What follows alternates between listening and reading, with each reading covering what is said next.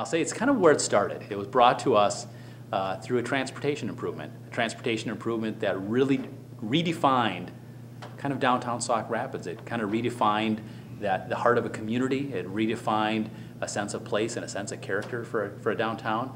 And what was fortunate about that process was the opportunity through time, the opportunity to engage a community. We had just come off of a brand new comprehensive plan that included a D1 component to it. D1, that's the downtown aspect of the comprehensive plan. And so we had a lot of good vision that the community helped us create when we were posed with a major transportation improvement project that really, just looking from a construction perspective and a demolition, was going to clear out a large portion of a downtown area, that identity of the community. So it's a really important project when it comes to facilitating that in the best manner possible, looking to the future of a community. And so how does that tie into a potential City Hall project? Well, it's an important component in a City Hall project because it is through that process to define what they wanted a community to be like. It is through that process by which they said, we want to have certain architectural standards, a certain landscaping, signage, to recreate that downtown sense of identity. City Hall property historically wasn't on what we'll call the 100% corner. City Hall property was kind of on a backage street, and it was, I think, located appropriately. It was in the downtown area. It served the community well, and continues to serve the community well. I think it's important to note that we're here today, and we can provide a service to this community and continue to provide the service to the community, if not for this, what I'll call an opportunity, or at least a proposal that warrants some good review and consideration. Semper Development would like to place a Walgreens, brand new Walgreens facility that meets all their prototypical standards. That means the size of the building, square footage, the elements within, the elements outside, which includes a drive-through for the pharmacy.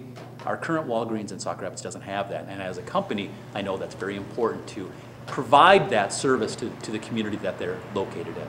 And so they are interested in our site. So they sent to us an unsolicited offer to buy our property. Well, that unsolicited offer was actually quite sizable. At that time, it was $3.25 million. Now, is that a good deal? Is that a good deal to sell City Hall? I think a lot of good discussion has to happen before you can actually define and come to that conclusion that it's a really good deal. And so the City Council initially, we brought that number to them, again initially, and they said, you know, it's a big number and it warrants some review.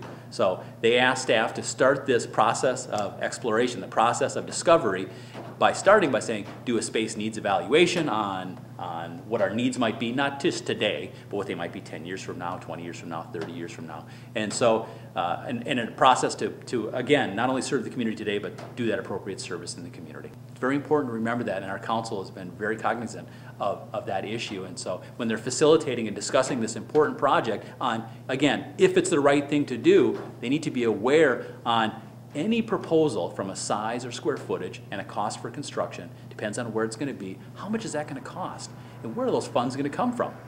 Well, thus far, the funds are coming from the proceeds from the sale. Through good negotiations with Semper Development, we have them up to $3.75 million. Now, 3.75 from a cost per square footage, well, you know, how do I put that into context? Well, we've had some property appraised on Benton Drive. That comes out, especially the ones right in front of City Hall, about 8.25 square foot. Now, that's an appraiser coming up with that number. That's not City Hall coming up with that number.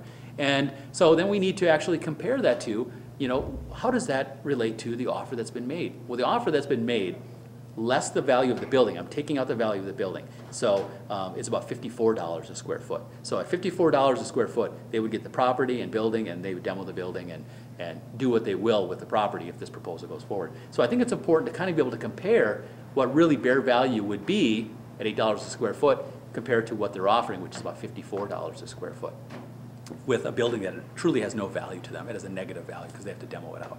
So I think the public needs to understand the difference between cost per square foot and the value of this offer as the reason why we went through this exploration process. So we have the proceeds from the sale. Now the city has also been thinking about a new City Hall. Not that we're going to build it tomorrow or next year, but whenever you're talking about public improvement buildings or facilities, you know, it's important that you plan on it in advance. Just like if you're going to buy a house or make a major purchase, as a family, you have to think about, how am I going to pay for that? Not today, but 3 years from now, 10 years from now. We're doing the same thing. We did it when we are building a water treatment plant or something else. We need to put some money aside. We have about a little over $1 million in a building fund, and that's to be used for the purchase or construction of a new city hall someday in the future. The council's been very thoughtful in looking at that and planning for that for the future. We also have some other funds, sources, cable access fees. What does that come from? That comes from just the operation of charter communications in our community. And they provide a franchise fee to the city to help pay for some of these items in the council chambers. The communication systems, the video systems, all of those we can pay for using charter communication franchise fees. So we're going to earmark some of those funds for that too as well. We do have some reserve funds, and we hope to use very little of those, but we do have some funds in reserves that we plan to use some out of our liquor store fund. We're fortunate to have a municipal liquor store in town.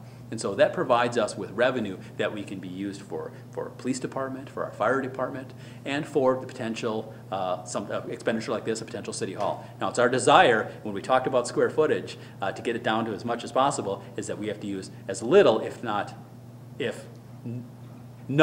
using none of that. And so that's our desire, to use none of those reserve funds from the liquor store.